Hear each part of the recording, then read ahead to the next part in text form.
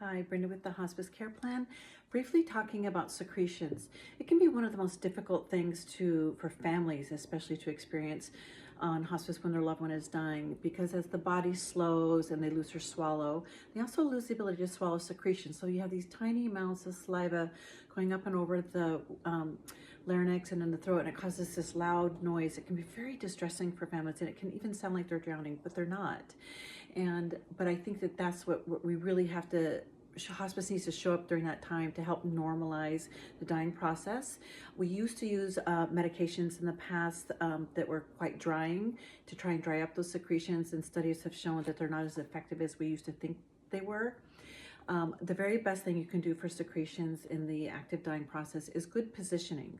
And I see that when somebody hears secretions, the natural instinct is to want to raise them up and raise the head of the bed, which is actually not helping, because now they have to work against gravity for those secretions to come down.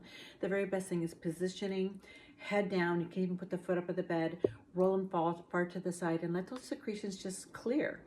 And then once all that secretions have cleared, then you can, reposition with the head up a little bit.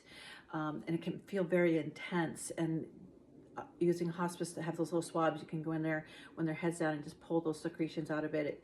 It is intense, but it's brief. And sometimes we can't always manage all of the secretions. But always look at the patient. Are they calm? Are they comfortable? There's a difference between just breathing and hearing a noise and hearing distress or seeing distress with secretions. If you are seeing distress with secretions, call your hospice, get them the head down, get them on their side, and get those secretions cleared. But just realize it is intense. It is part of the dying process, and hospice will help you normalize it and help you deal with it. So you can go to our website, the Hospice Care Plan, for our booklet, the Hospice Care Plan, A Path to Comfort, and you can ask us questions and give comments on our YouTube site. We would love to hear from you.